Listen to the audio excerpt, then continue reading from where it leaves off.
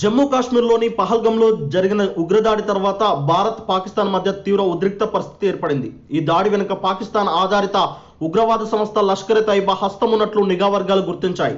ఈ దాడికి ప్రతీకారంగా భారత సైన్యం ఆపరేషన్ సింధూర్ పేరిట పాకిస్తాన్లోని ఉగ్ర స్థావరాలపై మెరుపు దాడులు చేపట్టింది. ఆపరేషన్ సింధూర్లో భారత వైమానిక దళం పాకిస్తాన్ ఆక్రమిత కాశ్మీర్లోని ముజఫరాబాద్లో సహా 9 ఉగ్రవాద శిబిరాలను లక్ష్యంగా చేసుకుని అటాక్ చేసింది. ఈ దాడులు అత్యంత రహస్యంగా రాత్రి 1:44 జరిగాయని సమాచారం. ఈ ఆపరేషన్లో లష్కర్-ఎ-తైబా, జైషే మహమ్మద్ వంటి ఉగ్ర సంస్థలకు సంబంధించిన శిక్షణ శిబిరాలు, ఆయుధ గిడ్డంగులు ధ్వంసం అయ్యాయి. ఈ దాడుల్లో పాకిస్తాన్లోని ముజఫరాబాద్లో విద్యుత్ సరఫరా కూడా నిలిచిపోయినట్లు తెలుస్తుంది. ఇప్పటి వరకు 30 మంది ఉగ్రవాదులు హతమయ్యారు.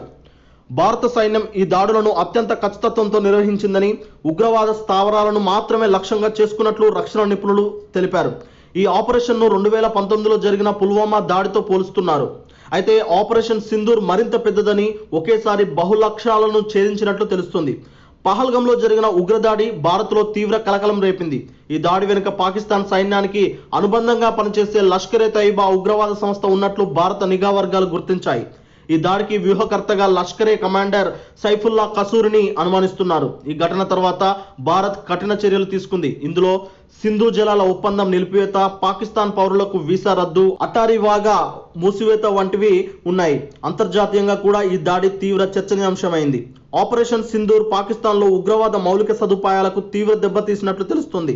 ప్రధానమంత్రి నరేంద్ర మోడీ గతంలో ఉగ్రవాదులను మట్టిలో కలిపేస్తాము అని చేసిన వ్యాఖ్యలను ఈ ఆపరేషన్ నిజం చేసినట్లు నిపుణులు అభిప్రాయపడుతున్నారు. పాకిస్తాన్ కూడా ప్రతిదాడి చేసే అవకాశం ఉందని, అందుకోసం కూడా భారత ఆర్మీ సిద్ధంగా ఉండాలని, దానిలో భాగంగానే పాక్ సరిహద్దు జిల్లాల్లో అలాగే భారతదేశంలోని కొన్ని ముఖ్య పట్టణాల్లో మాక్ డ్రిల్ కూడా నిర్వహిస్తున్నారని నిపుణులు భావిస్తున్నారు.